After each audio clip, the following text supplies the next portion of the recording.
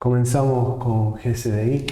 Lo que vamos a ver primero es la composición accionaria de la empresa. Si la mostré antes, bueno, vale la pena recordarla. Tenemos lo siguiente. Bueno, primero hay una gran parte, un 58,5%, que depende de un banco extranjero, donde, bueno, está asociadas a un fondo medio así, como un fondo buitre, ¿no? Un 42,18%, y otros, que es el 16,34%, está en un mercado como paralelo. En realidad son mercados que se saben, quién, no es como el mercado que es anónimo, quién compra y qué vende, ¿no? O sea, yo vendo acciones y de repente me la compra cualquiera. Acá no hay una especie de acuerdo entre partes para la compra de acciones, compra y venta de acciones. Este mercado es over the counter, que es un mercado como paralelo. Después, lo que pertenece a IRSA es el 28,12%, y otros tenedores, que es lo que flota en la bolsa finalmente de comercio de acá, en el Merval, es el 13,36%.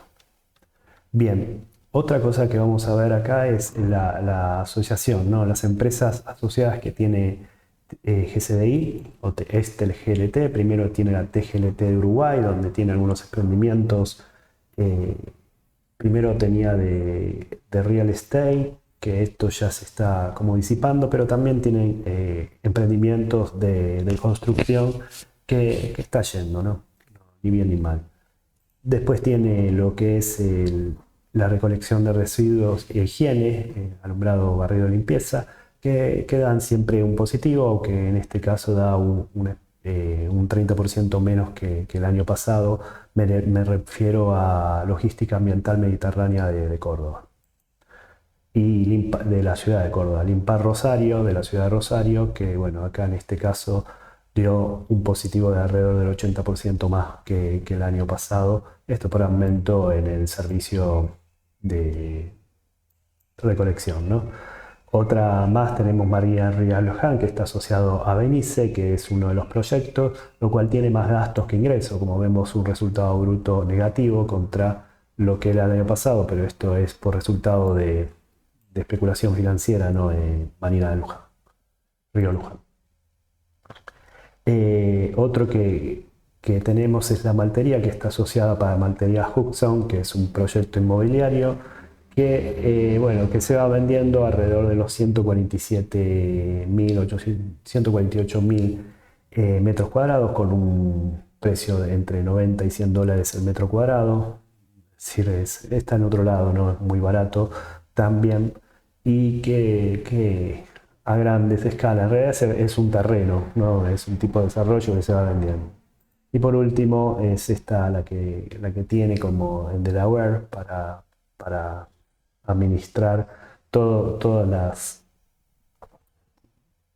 o sea, de la mejor manera salir un poco de las restricciones del Banco Central con respecto al mercado único libre de cambios. Bueno, vamos ya por fin a los resultados, que tiene un resultado negativo. Venía de un resultado positivo hasta el primer semestre del 2023. Ahora este trimestre se dio vuelta y dando 965,2 millones. El año pasado restaba 7.816 millones, lo cual tenía una deuda que lo ahogaba. Hoy esa deuda se saneó más o menos en un 55%, pero con el sacrificio de vender todo el emprendimiento de Catalinas. El tercer trimestre del 2023, en particular, da un déficit de 1.324 millones. El año pasado daba un déficit de 1.511 millones, pero con resultados ante impuestos asimilados, es decir, que se imputaron menos impuestos diferidos en este trimestre, aunque son cargos, a pesar de tener un déficit. Bueno, viendo esto,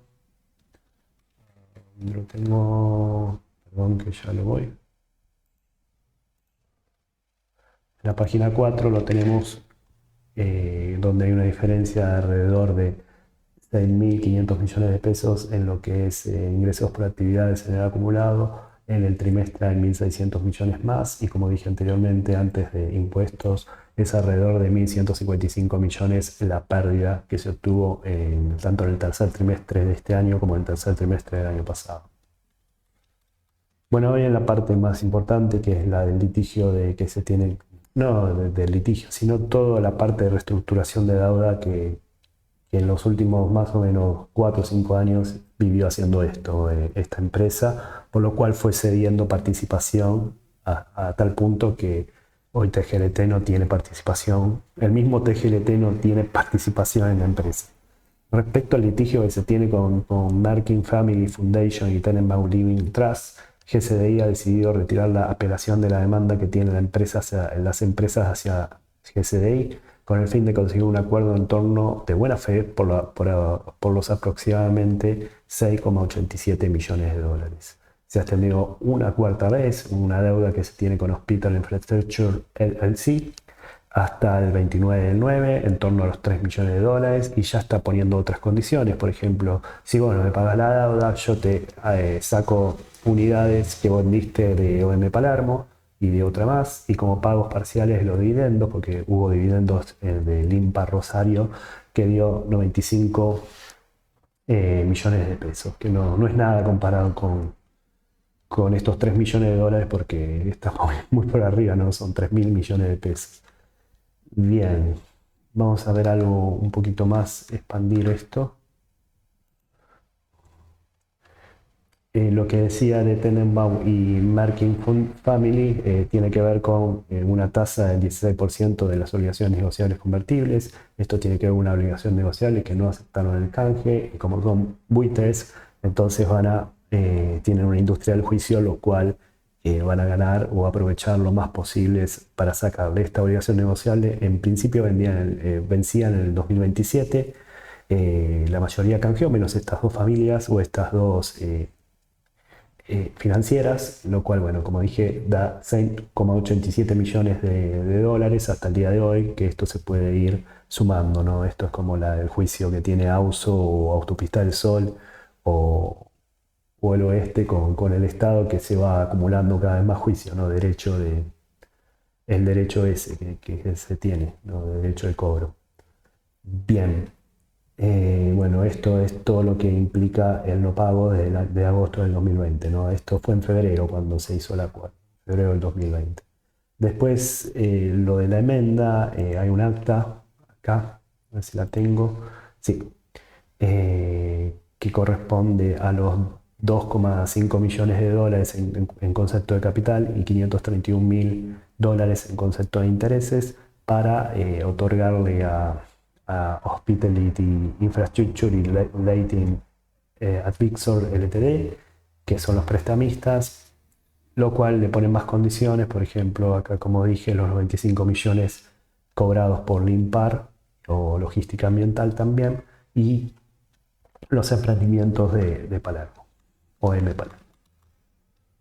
Bueno, los ingresos por venta ordinaria acumulan 26.572 millones, un 33,2% mayor al 2022. Los costos de explotación alcanzan los 10.048 millones, subiendo 23,3%, lo cual da un EBITDA positivo para este periodo de 9 meses de 3,6%. El año pasado era negativo.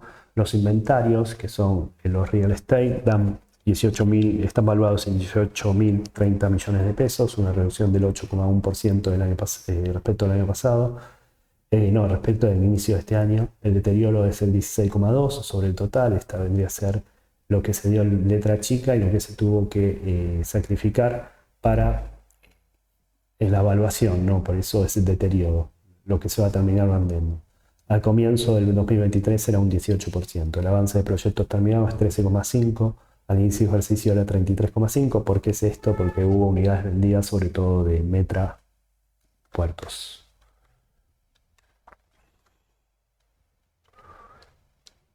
Vamos con los inventarios. ¿A dónde estoy?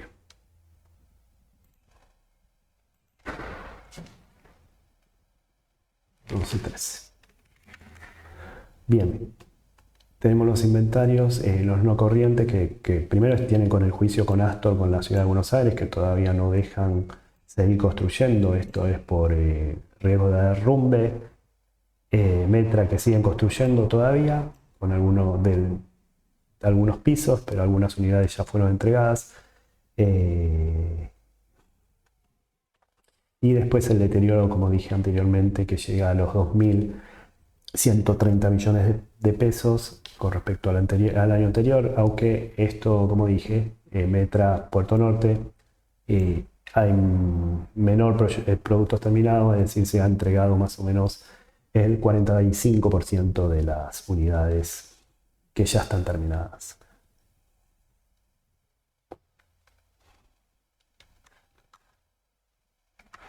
Construcción y servicio, que es el 93,2% del total y es a lo que se dedica hoy día la empresa, todo lo demás es un rezago de TGLT, facturan un 33,3% más que el 2022 y se desglosa. Proyectos comerciales subiendo 202,7% respecto al 2022 por nuevos proyectos en el estadio River Plate y trabajos en el aeropuerto.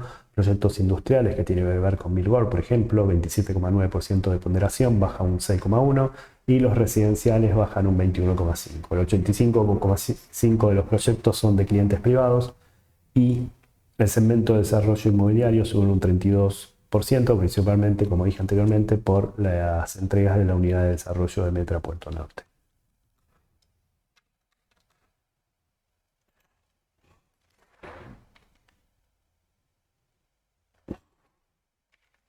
Bueno, en esto tenemos lo siguiente, tenemos una suba en lo que es proyecto de desarrollo de más de 6.000 millones de pesos y lo que es desarrollos inmobiliarios de alrededor de 450 millones de pesos. Esto, como dije anteriormente, lo tenemos aquí. El desarrollo de Metra, las entregas, ya empezó a entregar y a vender y a cobrar unidades funcionales. Metra tiene 1.346 millones de cobro. Respecto al tipo de proyecto, comercial pasa de 3.730 millones a 11.293 millones. Tanto industrial como residencial bajan y la mayor parte es, bueno, más del 85% son de tipos privados, los públicos son lo que tiene que ver con Ezeiza, por ejemplo.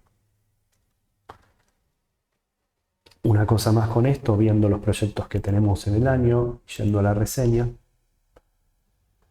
tenemos como proyecto una segunda etapa para el estadio River Plate, que tiene un 13% de grado de avance. Se extiende la obra hasta septiembre del 2022, lo que es el reactor de Ezeiza. Recordemos que murió una persona, por lo cual estuvo mucho tiempo parado. Aparte va a haber un plazo complementario de 4 meses hasta enero del 2024. El grado del proyecto, el grado de avance está en 98%, como dije anteriormente, está parado, estuvo parado. Después otro proyecto del 2023 muy interesante es American Airlines para construir un back office en el aeropuerto de Ezeiza. Bueno, como anticipamos, el edificio Sucre 925 para hacer la estructura de hormigón, el Hotel Plaza para remodelarlo, el Sheraton también, como habíamos dicho, para las habitaciones y pasillos, Mirgor para una segunda etapa para la planta de Obradero, el edificio Aura Núñez, que esto es obra completa y se ha pactado para octubre del 2023 en el comienzo, ¿no? Ese es lo más rimbombante, el último proyecto de Aura. Bueno, los resultados de empresas asociadas dan un déficit de 170,9 millones, el año pasado dio un déficit de 2.523,5, pero esto es un poco compensado con la venta de Catalinas y la obtención de 2.650 millones al día de hoy de esta venta. Las inversiones en las sociedades suman 3.378 millones, bajando, como vimos, Mañana Luján, que ha perdido valuación, un 13,9%. En realidad, evaluación me refiero a patrimonio neto. Yendo aquí, en el balance, o viéndolo un poco más para agregar algo, tenemos lo siguiente: la venta de Catalinas, que suma 2.650 millones, pero los resultados de inversiones que bueno, bajan 2.523 millones.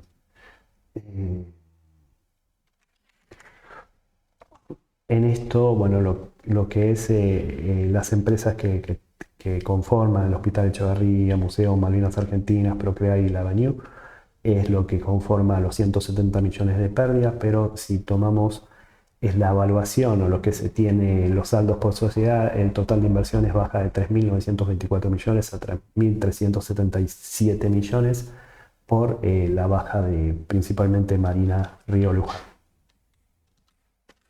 Los gastos administrativos y comercialización dan 3.455 millones, bajando un 8,7%. Sueldos y cargas sociales, que es el 54,5% de ponderación, sube 14%. Impuestos, tasas y contribuciones, que es el 17,9% de ponderación, suben 3,9%. Y honorarios profesionales, que en este año la verdad fue poco utilizado, que es el 5,8% de ponderación, baja un 72,6%. Otros gastos operativos arrojan 230 millones, reduciendo el déficit en 87,6%. Esto es por menor imputación de diferentes acuerdos contractuales. Esto es por el alivio que se tiene con Itaú de refinanciar la deuda a cada momento, como fue en el 2022.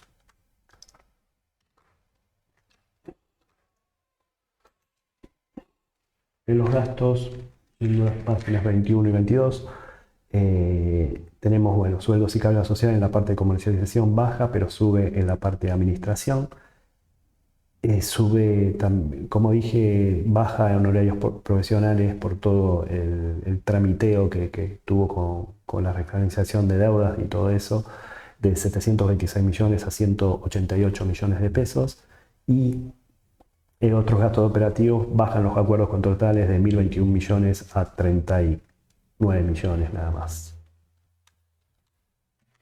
Los saldos no operativos financieros restan 836 millones, el año pasado era un déficit de 2.080 millones, esto es por brecha positiva RECCAM respecto al año pasado. Los préstamos alcanzan los 10.016 millones, una baja de 3,3% de inicio de ejercicio, el 62,6% de las financiaciones por obligaciones negociables, que hay un alivio en esto porque no hay tantos vencimientos. Si bien hay una que va pagando capital, pero es muy poco, es un 3% del valor del libro o el valor nominal. El flujo de caja es 325,3 millones, siendo un 63,5% menor. Esto es por la entrada de plata que hubo en Catalinas el año pasado para pagar deuda, ¿no? Justamente. Bueno, la compensación de RECCAM o el ajuste o lo obtenido por ajuste por inflación, esto es porque la deuda, todo lo que es lo pasivo, se licúan. Al licuar pasivo suma al ajuste por inflación positivo, suma 2.400 millones más que el año pasado, pasando de 1.294 millones a 3.628 millones. En los préstamos, los resultados financieros, sin embargo, dan 800 millones más aproximadamente. Esto se debe por implicancia negativa en lo que es egresos por diferencias cambiarias, en alrededor de 1.100 millones negativos. En cuanto a los préstamos, tenemos una baja de alrededor de 340 millones de pesos.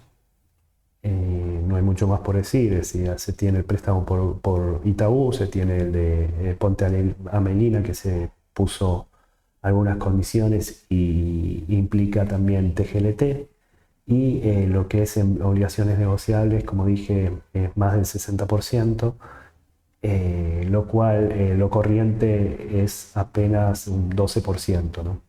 Pero igual no se llega con el flujo de fondos, ya que el flujo de fondos forma parte de la mitad de lo que es la deuda corriente de la obligación negociable de más ponderación, que es la 16, ¿no? Yendo a esto, al flujo de fondos, como dije, se tiene 3,25 contra 8,90 el año pasado, ¿no? Esto es por los 10.373 millones de cobras de venta de sociedades. Bueno, se han comenzado las obras, como vimos, para el edificio Aura Núñez, donde se ha contratado la obra completa. Se continuarán entregando unidades en Metra Puerto Norte y se prevé la finalización del total de entregas para enero del 2024. Y el sector de construcción se vislumbra expectativas desfavorables. Esto lo vamos a complementar con lo que dice el sector de la construcción por la fuente del INDEC. Creo que varias veces entramos cuando vemos Ferrum, respecto al trimestre de septiembre-noviembre del 2023.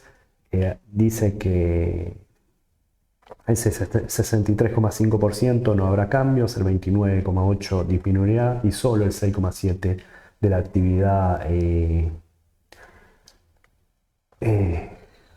actividad en construcción aumentará. Después hablan del desahogo financiero que se obtuvo, que le está permitiendo transitar el 2023 enfocado con objetivos de crecimiento. Se tiene una cartera para construcción de 19.857 millones aproximadamente, con proyectos en River, primera y segunda etapa, ampliación de la planta de Toyota, proyectos en Aeropuerto 2000, proyectos inmobiliarios Bliss, remodelación del Hotel Bliss, remodelación del Hotel Plaza y Sheraton, y Laura Núñez, que es el más rimbombante, ¿no?